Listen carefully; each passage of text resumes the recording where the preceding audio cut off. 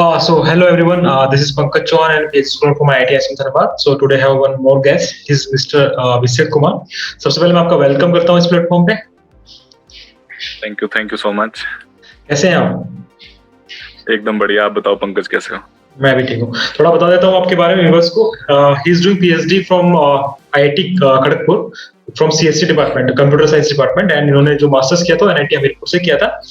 तो अभिषेक मैं बताना चाहूंगा हमारे इस वीडियो का मोटो जो है कि आपका जो एक्सपीरियंस था पीएचडी का उसका एक्सपीरियंस आप यहाँ पे शेयर करें और जो हमारे अपकमिंग स्टूडेंट्स हैं जो लोग पीएचडी का इंटरव्यू देने वाले हैं उनको थोड़ा सा बेनिफिट मिले. This is the basic motto of this video, right? Okay. तो बेसिकली हम बात करने वाले हैं आपकी एक सिंक्रोनाइज वे में जर्नी कि आपने कैसे कैसे क्या क्या चीजें फेस करी, क्या क्या डिफिकल्टी इन बिटवीन आपको आपने फेस आउट करी और कैसे आपने उनका सॉल्यूशन निकाला. इस तरह से मूव करेंगे वीडियो में. तो सबसे पहले हम स्टार्ट करते हैं आपके इंट्रोडक्शन से. प्लीज अपने बारे में थोड़ा बता दीजिए हमारे व्यूअर्स को please. Okay, yeah, hello everyone. As the Pankaj has already told my name, this is Abhishek Kumar. Yeah. And currently I am doing my PhD in computer science from IIT Kharagpur. And I have done my masters from NIT Hamirpur. Right. And I am basically from Himachal Pradesh. Right. I have done my schooling from Himachal only, from DAV. Okay. So थोड़ा सा बता दूं अभिषेक इसमें कि हमारा interview ऐसा नहीं है कि हम एकदम प्रोफेशनल होकर बात करेंगे. हम थोड़ा सा चेंज करेंगे. सबसे पहले मैं एक क्वेश्चन ये पूछना चाहूंगा कि सीएससी जब कंप्यूटर साइंस की बात करते हैं तो जो भी स्टूडेंट्स हैं जो भी बीटेक कर रहे हैं या फिर मास्टर्स कर रहे हैं तो बेसिकली ऑप्ट करते हैं जॉब को as compare to high study. तो हाई स्टडी माने का क्या रीजन था आपका? देखो, मोस्टली स्टूडेंट्स जो जॉब के लिए ऑप्ट करते हैं उसका सबसे बड़ा जो रीजन है मेरे अकॉर्डिंग जो मुझे लगता है कि सीएससी में जो पैकेजेस है वो as compare to other branches काफी अच्छे पैकेजेस है. अगर आप एक अच्छे इंजीनियरिंग कॉलेजेस से हैं तो आपका सीएससी में अच्छा पैकेज मिल जाएगा. बट अगर आप किसी नॉर्मल कॉलेजेस से भी हो लेकिन आप टेक्निकली कोडिंग वाइज बहुत स्ट्रांग हो तब भी यू विल गेट इजीली. आजकल तो ऐसा भी हो रहा है अदर ब्रांचेस को भी जो प्लेसमेंट होती है वो सीएससी आईटी सेक्टर में ले रहे होते हैं आजकल. और दूसरा मेरा रीजन रिसर्च की तरफ जाने का ये था because apart from this coding and all मेरे को रिसर्च ओरिएंटेड थोड़ा मेरा ज्यादा माइंडसेट था. ओके. और तो रिसर्च करना अच्छा लगता था और साथ में थोड़ा टीचिंग की तरफ भी इंक्लाइन थे. I think at what point of time in your life like कब आपको लगा कि मुझे रिसर्च के लिए थोड़ा जाना चाहिए? At what point of time? It is during my masters. मेरे मास्टर्स का जब कोर्स खत्म हो गया था and I was all into in my second year. तो कोर्स में खत्म गया जब मैं रिसर्च पे अपनी थीसिस पे काम कर रहा था तब मुझे ऐसा लगा कि this field is very interesting और मुझे लगा इसमें मेरा इंटरेस्ट है. आगे कर सकता हूं पीएचडी. राइट. तो मैं एक चीज और यहाँ पे ऐड करना चाहूंगा, पूछना चाहूंगा आपसे कि अपॉर्चुनिटी की बात करें. लाइक मैं बात करूं कि सीएससी का जो स्टूडेंट है जो बीटेक करके आया हुआ है और उसके बाद अगर मैं सीएससी स्टूडेंट जिसने रिसर्च किया हुआ है, पीएचडी किया हुआ है, तो opportunity as compare to both कैसा है? दोनों अपॉर्चुनिटीज अलग अलग हैं या फिर दोनों तरफ अलग सिनेरियो? प्लीज. देखो, अगर बीइंग अ बीटेक स्टूडेंट अगर आप बीटेक फोर्थ ईयर का जैसे आप पास आउट होते हो तो you will get job in as a software developer. Right. Okay. और you will get a technical job and it's your choice. You can go for non technical also. Okay. But अगर technically बात करें आपको अगर और being a research scholar अगर आप PhD के बाद जॉब के लिए अप्लाई करते हो तो you will get a position of scientist और you can go into an R and D department. तो प्रोफाइल का बहुत ज्यादा डिफरेंस है. एक बीटेक का बच्चा जो होता है वो जाके किसी आर&डी सेक्टर के अंदर एक साइंटिस्ट की पोस्ट नहीं ले सकता. You need that qualification of a doctor, PhD. Right. इसका बहुत बड़ा डिफरेंस है और उसी के अकॉर्डिंग फिर पैकेजेस का डिफरेंट भी आया था, एक्सपीरियंस का डिफरेंट आया था, रोल्स का डिफरेंट आया था. So my point was that कि जैसे मैं अपने स्टूडेंट्स को बताना चाहूँ जो इस वीडियो को देख रहे हैं तो it's a different scenario basically. अगर आपको रिसर्च में इंटरेस्ट है तो आपको ऑब्वियसली पीएचडी करना चाहिए, है ना. आपको इंटरेस्ट नहीं है तो वो अलग कॉन्सेप्ट है. ओके. तो वीडियो में मेन पार्ट में मूव करने से पहले मैं एक चीज और ऐड करना चाहूंगा यहाँ पे कि जो अभिषेक है वो अच्छे स्पोर्ट्समैन भी है. उन्होंने अच्छा लेवल पे बैडमिंटन और फुटबॉल ये सब खेला हुआ है. तो क्वेश्चन मेरा ये है कि बीइंग ए मल्टीटास्किंग, राइट, इनका डांस का भी थोड़ा पैशन है, डांस भी करते थे. तो बीइंग ए मल्टीटास्किंग और अपने करियर को एक साथ लेना, like if you want to do a job और you have to do some higher study, तो ये दोनों चीजें एक साथ हो जाती है, पॉसिबल है या फिर you did some great work और हार्ड वर्क, आपने बहुत ज्यादा वर्क किया था? नहीं, मतलब अब मुझे नहीं पता इसको हार्ड वर्क बोलूं या ना बोलूं कि मुझे मेरा बेसिकली सिंपल सा फंडा है कि अगर आप वो बेसिकली चीजें कर रहे हो जिसमें आपका इंटरेस्ट है, तो आप औरों को वो हार्ड वर्क लग रहा होगा, तो मेरे लिए तो वो बेसिकली मैं अपना पैशन ही फॉलो कर रहा हूँ। That's a great thing. That's a तो great thing. Being giving time to the sports and all, जैसे दिन में 2-3 घंटे में स्पोर्ट्स को दे रहा होगा, तो बेसिकली वो मुझे मेरे रिसर्च में हेल्प ही कर रहा है बहुत ज्यादा। Because at the end for a research mindset you need a fresh start every day, क्योंकि आपको हर दिन इतने सारे पेपर पढ़ने हैं या कुछ रिसर्च करना है। Right, तो अगर right, आपका right. स्ट्रेस कम होगा और आप फिजिकली और मेंटली एक्टिव होंगे all the time, so this is always add on to your Yeah, skills basically. right. It's also my point also कि अगर आप एक ही चीज को करेंगे तो it may be boring for you, right? अगर आप थोड़ा डिवाइड करके काम को करेंगे तो it will be like very interesting, it become very interesting, right? Okay, तो अब हम मूव करते हैं हमारे जो इस वीडियो का जो मेन जो एरिया है, मेन फोकस है, जो हम इंटरव्यू के बारे में बात करेंगे। तो सबसे पहले अभिषेक, मैं जानना चाहूंगा कि आपने सिर्फ आईआईटी खड़गपुर का ही इंटरव्यू फेस किया था या और भी आईआईटीज के इंटरव्यू फेस किया था?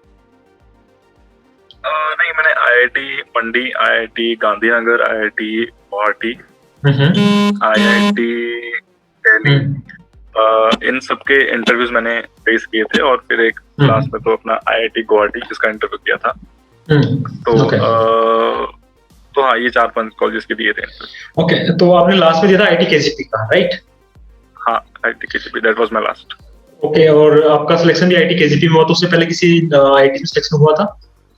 नहीं, उस पहले मैं सारे जितने भी मैंने आपको बताया, मतलब लोअर आईटी से सब जगह रिजेक्ट हुआ था मैं। ओके, तो यही मेरा मेन पॉइंट है पूछने का कि आपने वहां से लोअर आईआईटीज की इंटरव्यू से क्या क्या सीखा और क्या क्या, अगर हम बात कर ले पर्टिकुलरली किसी भी आईआईटी, आपका आई थिंक सबसे पहला आईआईटी मंडी में हुआ था इंटरव्यू, राइट?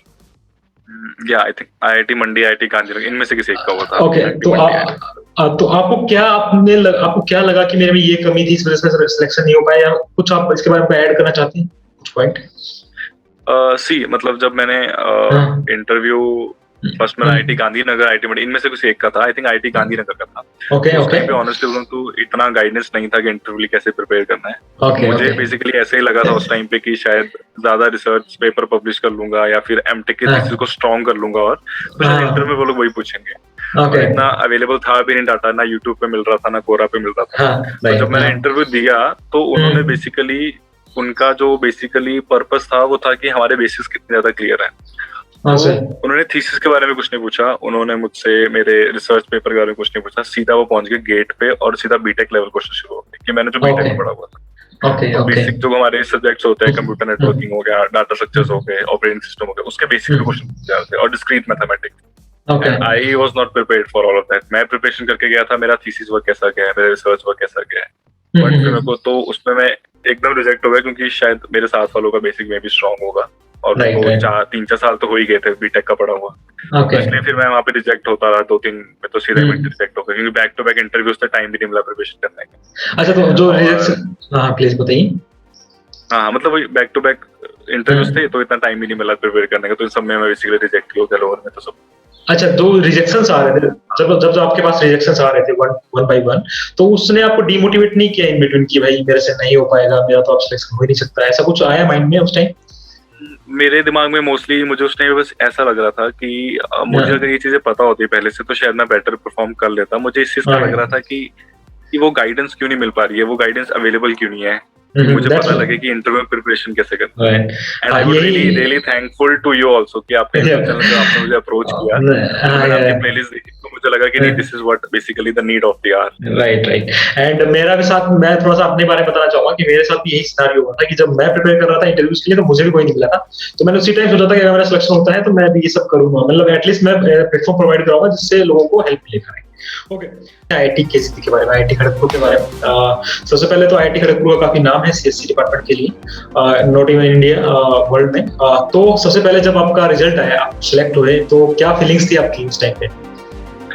फीलिंग्स मतलब मेरा वही था, जैसे मेल आया आईआईटी खड़गपुर का तो मैंने 1-2 बार मेल पढ़ा और मुझे लगा यार सही में हुआ है कि नहीं हुआ है। तो मैंने अपने फ्रेंड को मेल सेंड की, फॉरवर्ड की, मैंने बोला भाई पढ़ के बता दे सही में सिलेक्शन हो गया। हाँ, हो गया। तो काफी वेरी गुड, उस टाइम पे काफी अच्छा था। हाँ, लाइक सिलेक्शन होना अच्छा होता है, बट एक पीएचडी लाइफ थोड़ा सा अलग है, बट सिलेक्शन के टाइम पे ऑब्वियसली खुशी होता ही ऑब्वियसली होता है। और जैसे आप बता रहे थे कि सीएससी का अच्छा नाम है आईआईटी केजीपी, उसके बारे में थोड़ा बताइए, क्या बता रहे थे आप? इन द सेंस जैसे कि आईआईटी खड़गपुर की सीएससी की रैंकिंग इंडिया में तो अच्छी है ही है, मतलब टॉप 5 में तो आता ही है वो, बट वर्ल्ड में भी आई थिंक वो टॉप 50 में स्टैंड करता है, जहां तक मुझे पता है। It is good in CSC ranking. तो और टीचर्स बहुत ही हाईली क्वालिफाइड और उनका पूरे वर्ल्ड में नाम है बहुत ज्यादा। तो ऑब्वियसली और जैसे ही अब मैं बात करूँ थोड़ा सा back to the like form, जैसे कि हम बात करें किसी भी स्टूडेंट को अगर आईआईटी केजीपी में जाना है तो उसके पास क्या क्या एलिजिबिलिटी क्राइटेरिया उसको फुलफिल करना पड़ेगा बेसिकली? ओके, अगर आप if you are planning for PhD ना, for PhD right in CSC department particularly, हाँ सीएससी डिपार्टमेंट ना, so there are two ways basically. Right, एक होता है कि आप direct as a PhD scholar enroll कर सकते हैं, that is a regular PhD. Right. उसके लिए एक एलिजिबिलिटी होगा, जैसे आपकी एमटेक की कुछ एलिजिबिलिटी होगी, आपकी एमटेक में सीजीपीए या 7.58 ऐसी होनी चाहिए। राइट। एक होगा कि आपका 350, 450, 500 ऐसे कुछ लिमिट कर देंगे, इतना गेट स्कोर होना चाहिए।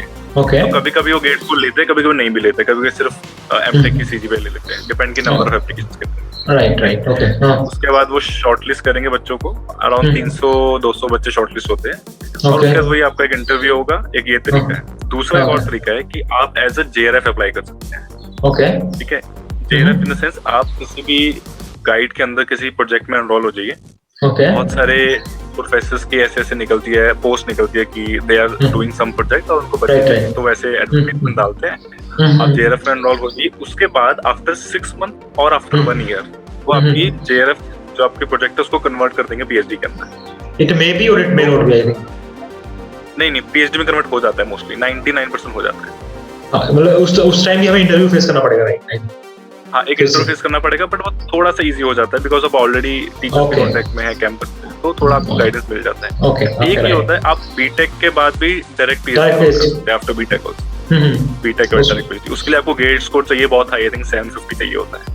और सीजीपीए चाहिए होती है 8 से ऊपर बीटेक में, और उसका इंटरव्यू थोड़ा हार्ड होता है, but this is also an option. हमारे बैच में एक लड़का है जिसने आईआईटी खड़गपुर से बीटेक किया और आईआईटी खड़गपुर से पीएचडी में एनरोल हुआ है हमारे साथ। Direct PhD, right?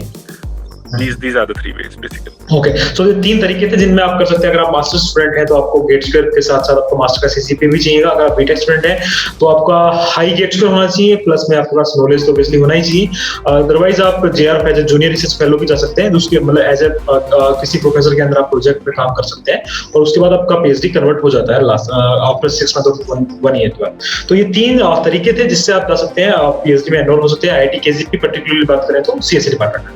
ओके, तो अभिषेक मैं पूछना चाहूंगा, जैसे कि आपने बताया कि आपके इंटरव्यूज में जो पिछले जो इंटरव्यूज थे उसमें बीटेक के कॉन्सेप्ट पूछे गए थे, तो आपको क्या लगता है कि एक स्टूडेंट है वो अगर वो मास्टर्स में है, बीटेक में है, तो उसको इवन अगर हम बात करें मास्टर में है, तो उसे कैसे प्रिपरेशन को करना चाहिए, कैसे अपनी प्रिपरेशन को स्टार्ट करना चाहिए या अपनी फर्निश करना चाहिए प्रिपरेशन को, राइट?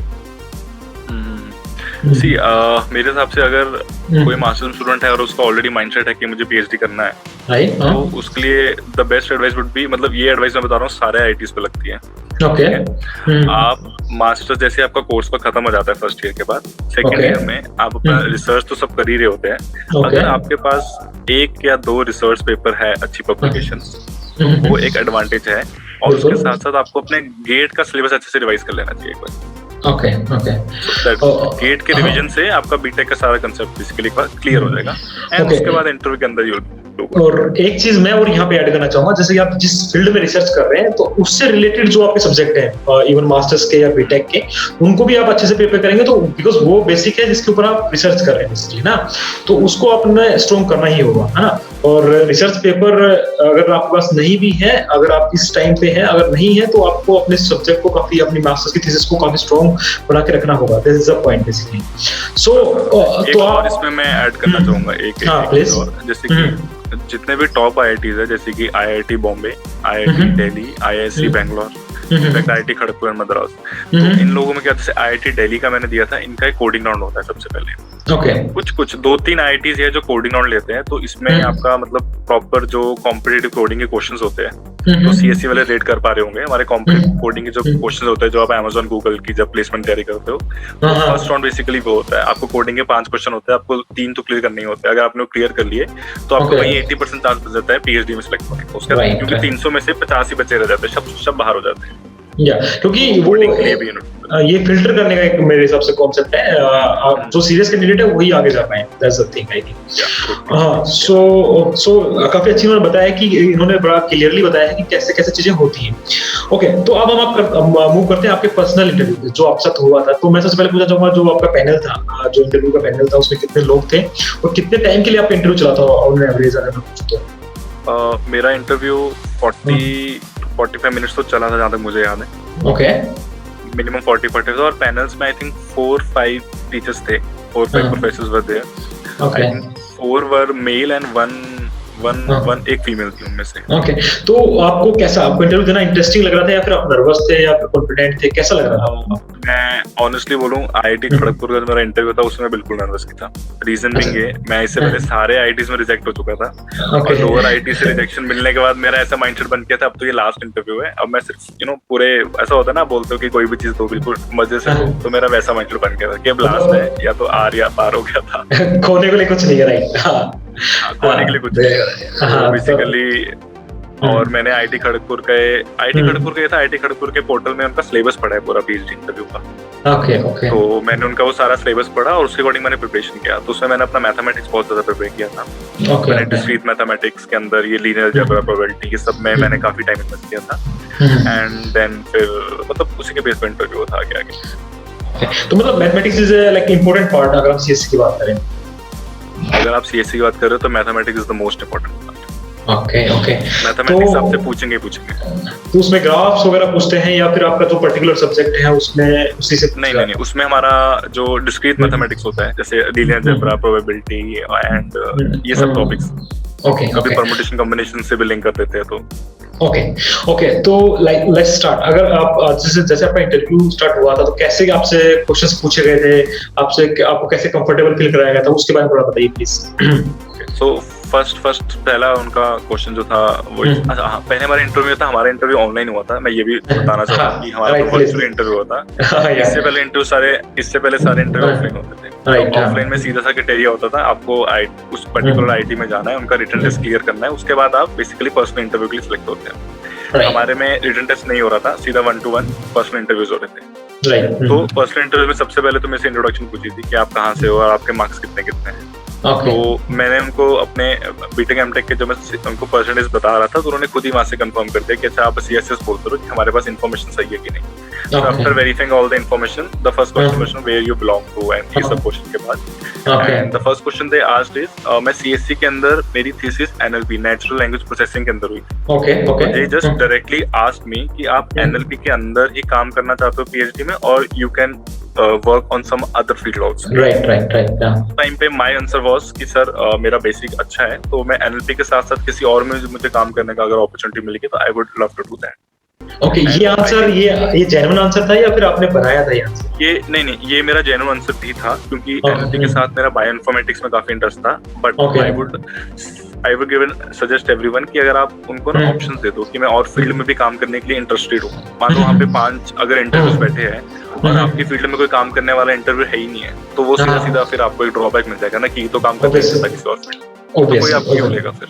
ऑब्वियसली और जिसमें एक चीज मैं वो पूछना चाहता हूँ, जैसे आपका इंटरव्यू हुआ तो उससे पहले आपने कॉलेज की वेबसाइट पे जाके टीचर्स के बारे में देखा था, सर्च किया या नहीं किया था आपने? मैंने कॉलेज के वेबसाइट में जाके आईआईटी खड़गपुर के में जाके टीचर्स 1-2 टीचर्स के बारे में देखा था मैंने बस, क्योंकि 40 प्लस तो टीचर्स ही सीएससी के। अच्छा तो आप क्या एडवाइस करना चाहेंगे कि स्टूडेंट्स जिनका इंटरव्यू हो, जो शॉर्टलिस्ट हो चुके हैं इंटरव्यू के लिए, तो उनको देखना चाहिए ये सब या फिर अपना इंटरेस्ट या फिर उनको प्रिपरेशन पे ज्यादा ध्यान देना चाहिए? मेरे हिसाब से प्रिपरेशन ध्यान देना चाहिए क्योंकि इंटरव्यू सबके लिए कॉमन ही होने वाला है। अगर आपने किसी टीचर्स की प्रोफाइल पढ़ी है और नहीं भी पढ़ी है, क्वेश्चन तो सेम ही आने वाले सबको, कुछ डिफरेंट तो आने नहीं वाला है। ठीक है, क्योंकि वही कॉमन क्वेश्चन है, वो लोग बेसिक पूछेंगे, मैथमेटिक्स पूछेंगे, थोड़ा आपकी रिसर्च का पूछेंगे।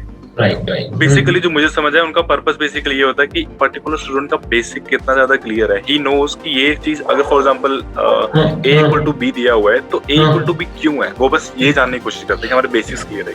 और दूसरा दूसरा उनका ये भी रहता है कि ये रिसर्च में कितना इंटरेस्टेड है, जो भी पर्टिकुलर स्टूडेंट है उसका।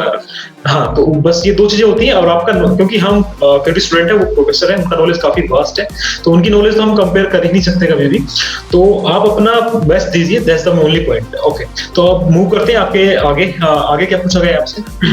फिर उसके बाद मेरा, जब मैंने बोला कि और फील्ड में इंटरेस्टेड हूँ काम करने के लिए, तो उन्होंने मुझे पूछा कि अच्छा आपने कौन से सब्जेक्ट्स प्रिपेयर किए हुए, ऐसा उन्होंने पूछा मुझे। ओके। तो अब मुझे सारे जितने मैंने इंटरव्यूज रिजेक्शन ली थी उससे मुझे ये एडवांटेज हो गया था, मुझे ये समझ आ गया था कि मैथमेटिक्स तो वो पूछने वाले हैं। तो मैंने पहले ही बोल दिया सर मैंने डिस्क्रीट मैथमेटिक्स प्रिपेयर किया है। और दूसरा हमारे कंप्यूटर साइंस में एक सब्जेक्ट होता है डाटा स्ट्रक्चर्स एंड एल्गोरिथम। ये ऐसा सब्जेक्ट है, you can say it is the heart of computer science. जो मुझे लगता है, तो मैंने उनको बोल दिया कि सर डाटा स्ट्रक्चर प्रिपेयर किया हुआ। तो then they start asking question on linear algebra, homogeneous equations बताओ, नॉन होमोजेनियस इक्वेशन के सॉल्यूशंस बताओ। तो वो मैंने उनको सब बताया। एंड उसके बाद मैथमेटिक्स के ऊपर कुछ अराउंड 15-20 मिनट चला मेरा इंटरव्यू। उन्होंने मुझसे जितने भी होमोजेनियस नॉन होमोजेनियस के सॉल्यूशंस पूछे, इक्वेशंस पूछे, मैंने सारी बता दी उनको। एंड देन उसके बाद वो लीनियर अलजेब्रा जब वो थोड़े सेटिस्फाइड हो गए मुझसे, उसके बाद वो मशीन लर्निंग की तरफ शिफ्ट होना शुरू हो गए। वो बेसिकली चेक कर रहे थे। तो वो आपका इंटरेस्ट था मशीन लर्निंग का? नहीं, बेसिकली मुझे समझ आता है उनका पर्पस होता है वो तब तक क्वेश्चन पूछते हैं जब तक अगला बच्चा कहीं पे फंसे ना। बस वो एक क्वेश्चन मैं एक आंसर दूंगा तो वो आंसर से नेक्स्ट क्वेश्चन बना देते बेसिकली। राइट। लीनियर अलजेब्रा के जब मैंने आंसर दिए उसके बाद वो थोड़े थोड़े मशीन लर्निंग पे शिफ्ट होना शुरू हो गए। जैसे कि एसवीएम होता है, एसवीएम में हाइपर प्लेन होता है, तो हाइपर प्लेन ही क्यों होता है, हाइपर वर्ड क्यों यूज हुआ है, प्लेन क्यों यूज हुआ है, सर्कल क्यों नहीं यूज हुआ है, या फिर लाइन के क्वेश्चन पूछ रहे थे। तो दे वर चेकिंग माय नॉलेज कि अगर मुझे मशीन लर्निंग पे थोड़ा बहुत पता है तो क्या मुझे ये पता है कि लीनियर अलजेब्रा से मशीन लर्निंग में शिफ्ट किस तरीके से हो सकता है। Obviously. पूरा का पूरा machine learning is all mathematics. Right. So if I am good in mathematics, do I know the connection between machine learning and mathematics? तो वो बेसिकली कर रहे हैं। तो वहाँ थोड़ा मैं फंस भी गया था। मतलब आफ्टर 20 मिनट्स के बाद मैं वहाँ थोड़ा फंस गया था। और फिर उसके बाद उन्होंने बोला ठीक है, we have asked enough questions from you on linear algebra, let's shift to some other subject. Right. ये मेरा मैथमेटिक्स का चला। Okay, मैं एक चीज पूछना चाहूँगा, जैसे क्वेश्चंस जो थे, जैसे आपने बताया कि क्वेश्चंस काफी डेप्थ वाले क्वेश्चन थे या बेसिक्स क्वेश्चन ज्यादा? नहीं, बहुत बेसिक क्वेश्चन थे। वो बेसिक क्वेश्चन से शुरू करते हैं और उसके बाद वो इन डेप्थ पूछना शुरू करते थे। ओके, तो जैसे कि स्टार्ट करते हैं बहुत बेसिक। ओके, जैसे कि कोई स्टूडेंट है उसको क्वेश्चंस के आंसर नहीं दे पा रहा है ना, तो उसको नर्वस होना चाहिए या फिर उसको क्या बोलना चाहिए, वहाँ पे क्या करना चाहिए उस टाइम पे?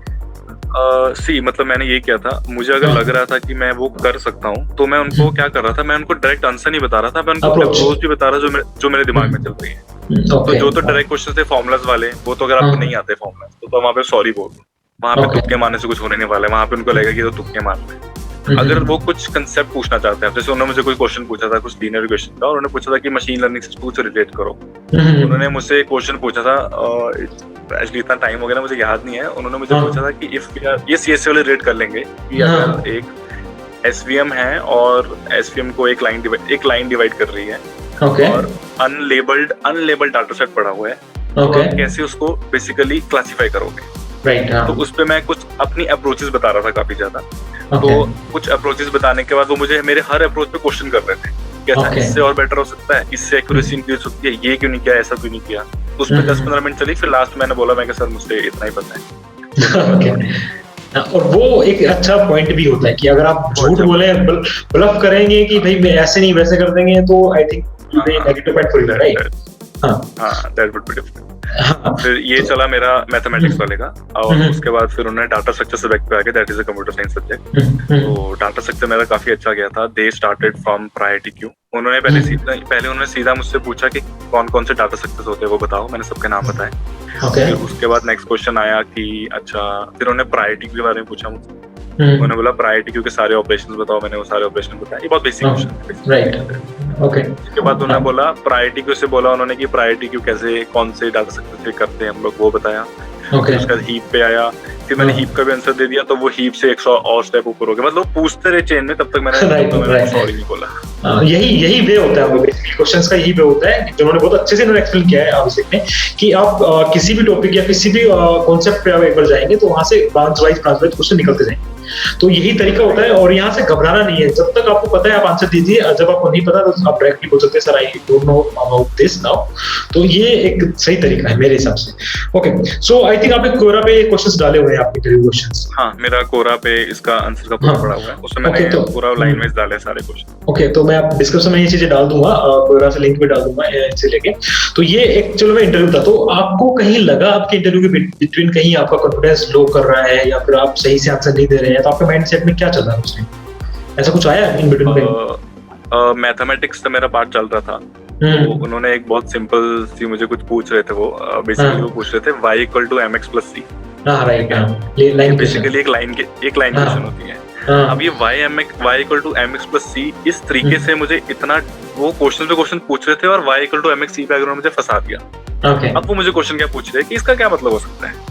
अब मेरे दिमाग में यही नहीं, अब मुझे पता था वो लाइन है, बट मैं ये सोच रहा हूँ, मैंने उनको लाइन नहीं बोला, मैंने बोला इतना बेसिक थोड़ा पूछ सकते हैं मुझसे। और मैं कुछ ना कुछ बोलता रहा कि सर 2D स्पेस में 1D स्पेस में मैं पता नहीं क्या बोलता रहा। फिर वो कहते हैं नहीं अभिषेक हम आपको इतने हिंट दे चुके हैं। तो मैंने बोला सर ये तो लाइन की क्वेश्चन है। तो वो कहते हैं एग्जैक्टली लाइन की क्वेश्चन तो है ये। आई वाज लाइक अरे शिट यार, मतलब इतना सिंपल पूछ रहे थे, मतलब उन्होंने इतना कंफ्यूज कर लिया मुझे। आई वाज लाइक यार लाइन है कि नहीं। तो आप क्या बोलना चाहेंगे, जैसे आपके एक्सपीरियंस के थ्रू, कि स्टूडेंट को काम रहना चाहिए, क्या एक स्टिल होके सोचना चाहिए, क्या करना चाहिए? मतलब कुछ स्टूडेंट को आई थिंक स्टूडेंट को ना उस टाइम पे काम रह के और एंजॉय भी करना चाहिए। अगर आपको नॉलेज है ना उस फील्ड के बारे में, तो आपको मजा आएगा इंटरव्यू देने। Right, exactly right. ये मैंने बहुत लोगों से सुना है, मैं ऑनेस्टली बोलूं, मैंने बहुत लोगों से सुना है, बट मुझे आज तक कभी समझ नहीं आया था कि कैसे हो सकता है। बट IIT खड़गपुर के इंटरव्यू में मुझे असली में उस टाइम पे मेरे को अच्छा लगा था इंटरव्यू, कि मैंने जितना नॉलेज पढ़ा है मैं उसको बेसिकली कोई मुझसे कन्वर्सेशन कर रहा है उसको लेके बता पा रहा हूं। Right, absolutely right. तो ये चीजें बेसिकली आई थिंक ये जो आपने फर्स्ट इंटरव्यू दिया था और जो आपने लास्ट इंटरव्यू दिया था, लाइक IIT गांधीनगर से जो आप IIT खड़गपुर में पहुंचे, तो ये कितने टाइम का फेज था, अराउंड कितने मंथ हो गए थे इस बात? मेरे ख्याल से 1-1.5 मंथ की विंडो थी शायद। हाँ, तो 1-1.5 मंथ में, हाँ एक 1-1.5 मंथ में मान लेते हैं हम। तो उसमें आपने आपको कितना चेंज किया आपने, मैं ये क्वेश्चन पूछना चाह रहा हूँ बेसिकली। मतलब जो मेरा फर्स्ट इंटरव्यू था, जब मुझे फर्स्ट रिजेक्शन मिली थी, हाँ उसके बाद, और मतलब मेरे IIT गांधीनगर, IIT मंडी और आई थिंक IIT गुवाहाटी, ये सब लाइन में थे इंटरव्यूज, ठीक है। और मैंने IIT दिल्ली का दिया था। IIT दिल्ली का जो कोडिंग इंटरव्यू था, उसमें 5 में से मुझसे हार्डली 1 या 2 क्वेश्चन बने थे, क्योंकि उसका लेवल बहुत हाई था। उसके लिए तो मैं बिल्कुल प्रिपेयर नहीं था, कुछ ऐसे क्वेश्चन आने वाले। और IIT उसके बाद मैंने अपना बेसिक पढ़ना शुरू किया। देखिए IIT खड़गपुर के लिए उन्होंने मेरे को 16 to 18 डेज दिए थे, कि 16-18 डेज बाद आपका इंटरव्यू, ठीक है। और उस 16-18 के डेज के अंदर मैंने अपना को रूम में लॉक कर दिया, और दिन में I think 12 to 16 hours I have given. मैंने YouTube पे पता नहीं कौन से लीनियर अलजेब्रा और ये प्रोबेबिलिटी, डाटा स्ट्रक्चर, पता नहीं कहाँ से पढ़ के पूरी कॉपी भर डाली। मतलब मेहनत तो होती है ऑब्वियसली। ओके, तो आपकी क्या होप थी, मतलब IIT के इंटरव्यू से पहले आपका क्या होप था कि मेरा हो जाएगा या मैं कर दूंगा, या फिर आप बस मेहनत कर रहे थे? मैं ऑनेस्टली बोलूं, मेरे सारे जितने भी IIT इंटरव्यू थे, उसके बाद मम्मी मुझे पूछती थी कैसा गया, मैंने बोला बकवास नहीं होने वाला, सीधा बोल दिया था।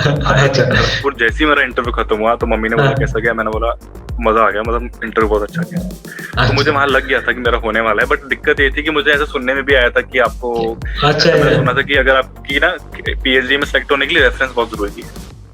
तो मुझे लगा यार कि यार मेरी रेफरेंस तो मैं I don't have any reference, और मेरा ऑनेस्टली बोला मेरा पेपर भी कोई पब्लिकेशन नहीं था उस टाइम पे। तो मुझे लगा यार अगर रेफरेंस के बेस पे मैं रह गया तो रह गया। बस वो मुझे डाउट था। इंटरव्यू मेरा बहुत अच्छा गया। और मैं एक चीज यहाँ पे ऐड कर दूं कि मैंने भी काफी IITs में इंटरव्यू दिए हैं, और काफी IITs इंटरव्यू के एक्सपीरियंस हमने शेयर भी करे हैं हमारे इस चैनल पे। तो कहीं भी मैंने ऐसा नहीं सुना कि रेफरेंस होना बहुत जरूरी है, बट रेफरेंस वाला चीज एक अलग चीज है, वो नहीं होता है जहां तक मुझे लगता है। बट आपका जेन्युइन जो मेहनत है ना, आपका जो जेन्युइन वर्क है, वो मैटर करता है सबसे ज्यादा, जहां तक मुझे मेरा एक्सपीरियंस है और जहां तक अभिषेक का एक्सपीरियंस है। मेरा भी है, मेरे पास कोई रेफरेंस नहीं था, but still I am an IIT Kharagpur. अच्छा, तो एक चीज मैं पूछना चाहूंगा आपसे कि एक लक फैक्टर एक होता है, तो उसका कुछ रोल था आपके इंटरव्यू में, या इंटरव्यू से पहले, इंटरव्यू के बाद में, ऐसा कुछ? लक फैक्टर, अब देखो मैं ऑनेस्टली बोलूं कि मैंने उस 14 दिन के अंदर जो पढ़ा था, मुझसे वही पूछा गया। अब इसको लक मान लो, मैंने बता इसको क्या बोलेंगे, बट जो मैंने पढ़ा था मुझसे एग्जैक्टली वही क्वेश्चन पूछ रहा है। तो मेरे को लगा कि यार ये तो सब पढ़ा हुआ रहा है। तो इसको हम ऐसे बोल सकते हैं कि इसको हम ऐसे, बोलिए प्लीज। बोलिए। मैंने प्रायोरिटी क्यू और हीप्स को इतना डीपली पढ़ा हुआ था हाँ। सिर्फ पूछा ही प्रायोरिटी के और हीप्स के ऊपर, मेरा आधा घंटा उसी पे चला। तो पता नहीं लगा था कि क्या। इस बात को मैं बताना चाहूंगा, इस बात को हम ऐसे बोल सकते हैं कि लक उन्हीं के साथ होता है जो हार्ड वर्क करते हैं, है ना? तो दैट इज अ थिंग, है ना? तो यही चीज है वो बेसिकली। तो बाकी इंटरव्यू का एक्सपीरियंस आपका काफी अच्छा रहा मेरे हिसाब से, मुझे लगता है। हाँ, इंटरव्यू का एक्सपीरियंस अच्छा रहा बिल्कुल। हाँ, और लास्ट में जब मुझे नहीं आया तो मैंने जैसे ही सॉरी बोला उनको कि sir sorry I don't know, तो उन्होंने बोला इंटरव्यू। ओके, तो उनके जो प्रोफेसर्स थे आपके सामने, उनके चेहरे मतलब आई थिंक वर्चुअली थे, तो आप चेहरे देख नहीं पा रहे थे? वर्चुअली थे, हाँ, कुछ लोगों के चेहरे दिख रहे थे, बट मैं आपको बता दूं, आप कितना भी अच्छा इंटरव्यू दो या कितना भी खराब इंटरव्यू दो, उनका एक्सप्रेशन हमेशा सेम ही रहता है। Right, absolutely right. ये जेन्युइन एक्सपीरियंस है एग्जैक्टली। आप बताइए प्लीज। तो आप बोल रहे थे कुछ? मतलब तो मैं बोल रहा हूँ कि मतलब मेरे आंसर सही भी हो रहे थे, मेरे को यही नहीं समझ आ रहा था कि ये सही भी है, मतलब ऐसा लगता है कि आगे लगता है कि कोई एक्सप्रेशन ही नहीं आ रहा होता है। राइट। अच्छा, तो अभी जैसे ये बात होगी इंटरव्यू की, अब मैं बात करता हूँ आपसे कि जो हमारे अपकमिंग स्टूडेंट हैं या फिर जो भी लोग इस वीडियो को देख रहे हैं जिनको किसी भी IITs में जाना है, तो उनको आप क्या गाइड करना चाहेंगे, क्या मोटिवेशन देना चाहेंगे? अगर देखो ना, IITs में जाने के भी दो हैं, आपको पहले डिसाइड करना है कि आपको टॉप IIT एम करना है, लोअर IIT एम करना है, ठीक है? तो टॉप IIT में कुछ IITs में ये जो कोडिंग वाला है ना, ये कुछ ही IITs के अंदर है, और अगर आप उस पर्टिकुलर IIT को एम कर रहे हो तो आपको इस कोडिंग के लिए अलग से मेहनत करनी पड़ेगी, बहुत ज्यादा पड़ता है, आपको 1-2 महीने देने पड़ेंगे कॉम्पिटिटिव एग्जाम के लिए। उसके बाद सारा इंटरव्यू प्रोसेस सारा का सारा सेम। दूसरा, ऑनलाइन में हमें ये एडवांटेज था कि हम मोस्टली ऑलमोस्ट सारे IITs के इंटरव्यू दे पाए थे। ऑफलाइन के अंदर ऐसा होता है, जहां तक मुझे जितना पता है, ठीक है, 1-2 हफ्ते के अंदर सारे IITs के PhD इंटरव्यू शेड्यूल हो जाते हैं। राइट, तो उसमें रह जाते हैं हफ्ते के अंदर। हाँ, तो उसमें आप सिर्फ 1-2 या 3 IITs के इंटरव्यू दे सकते हैं, भले आप सारे में शॉर्टलिस्ट हो जाओ, दे आप 2-3 के ही पाओगे, क्योंकि एक दिन के अंदर 2 IITs के इंटरव्यू शेड्यूल हो जाएंगे, तो आपको वहां भी डिसाइड करना है कि आपको कौन से IIT के देने हैं, ठीक है? उसके बाद अगर आप प्रिपरेशन कर, अगर आप बीटेक में हो तो start preparing for get from your 3rd और 4th ईयर, ताकि आप अच्छा स्कोर ले पाओ। और उसके बाद अगर आपका रिसर्च पेपर है तो that is a very good thing, ठीक है? और दूसरा एक और तरीका भी होता है कि अगर आप किसी प्रोजेक्ट पे काम कर रहे हो, आप बीटेक में, एमटेक में, और किसी प्रोफेसर से आपकी बात हो रही है, प्रोफेसर या IIT में है, किसी में भी, अगर आप किसी प्रोजेक्ट में उनके साथ काम कर रहे हो, उनके साथ किसी पेपर में आपका बेसिकली एज अ ऑथर आपका नाम है, तो he would also take you in your as a PhD student. Right. और दूसरा जो मैंने सारा बताया आपको कि फिर तो आपको इंटरव्यू प्रिपरेशन करनी है, अगर आप एमटेक में तो 2nd ईयर से शुरू कर दीजिए, बीटेक में तो 3rd। या तो काफी अच्छा आपने बताया सब कुछ, और मेरे को भी काफी अच्छा लगा सुन के। बट जैसे इन्होंने बताया कि एक ऑनलाइन और एक ऑफलाइन, जब बट मुझे जहां तक लगता है वैसे कि आगे आने वाले समय में जैसे इस पैंडेमिक ने चेंज कर दिया है इंटरव्यू को ऑनलाइन, तो मुझे लगता है कि अब ऑनलाइन ही ज्यादा होंगे, और ये मुझे लगता है ये बेनिफिट है स्टूडेंट के लिए। ऑनलाइन ज्यादा होंगे, ये बेनिफिट है स्टूडेंट के लिए, बट मुझे ऐसा लगता है कि ना जो एडमिनिस्ट्रेशन है वो शायद ऑफलाइन बुलाएंगे बच्चों के इस बार। रीजन बीइंग ये, ऑनलाइन में क्या प्रॉब्लम हुआ है, जैसे there was a friend of mine, अब ऑनलाइन में एक बच्चा मान लो 5 IITs में इंटरव्यू देता है, और वो बच्चा 5 में सिलेक्ट हो जाता है, अब वो चूज तो एक पे करेगा ना, तो वो 4 सीट वेस्ट हो गए बेसिकली। तो उसको अवॉइड करने के लिए ये ऑफलाइन वाला फंडा रखा हुआ बेसिकली। बट ये सिनेरियो ऑफलाइन में भी हो सकता है जहां तक मुझे लगता है, क्योंकि ये it's a part of discussion basically कि ऑफलाइन में भी वो बच्चा एक IIT से दूसरे IIT में तो जा ही सकता है, 3 IIT 4 IIT में तो जा ही सकता है ना? तो मैक्स तो 2-3 जा ही सकता है, क्योंकि कभी-कभी ऐसा भी होता है एक ही दिन के अंदर 3 IITs के इंटरव्यू हो रहे हैं, IIT Delhi, IIT Bombay, IIT Kharagpur एक ही दिन में हो रहा है। ऐसा होता था, बेसिकली होता था पहले, हमसे पहले वाले टाइम में होता था। तो ये सब बातें थी एक्सपीरियंस को लेके, इंटरव्यू एक्सपीरियंस को लेके। तो अब बात करते हैं अपनी PhD लाइफ को लेके। सबसे पहले IIT KGP के बारे में और आपकी PhD की लाइफ के बारे में थोड़ा सा बताइए, थोड़ा मोटिवेशन दीजिए आप हमारे व्यूअर्स को। हाँ, तो सबसे बड़ा मोटिवेशन एक तो हो गया कि आपको PhD में इंटरेस्ट है, दूसरा सबसे बड़ा जो मोटिवेशन वो है IITs के कैंपस और IIT की life. Being a research scholar आपको ऑलमोस्ट सुपर कंप्यूटर एक्सेस करने को मिलता है, जैसे कि हमारे यहाँ पे परम शक्ति करके है, जिसको हम एज सुपर कंप्यूटर बोलते हैं, क्योंकि very high RAM, very high सब कुछ है, तो उसका मोटिवेशन आपको उस पे काम करने को मिलेगा। और IIT खड़गपुर की अगर बात करूँ, it is the I think largest campus in India, 2200 acres में है, और स्पोर्ट्स की सारी फैसिलिटीज है। आपको किसी प्रोजेक्ट के अंदर आपको फंडिंग चाहिए वो आपको इजीली मिल जाएगी, आपको कहीं पे विजिट करना है वो सब आपको कॉलेज पूरा सपोर्ट करेगा, उसमें कोई दिक्कत नहीं है। और मेरा एक्सपीरियंस बताऊं तो अभी सब कुछ वर्चुअली चल रहा है।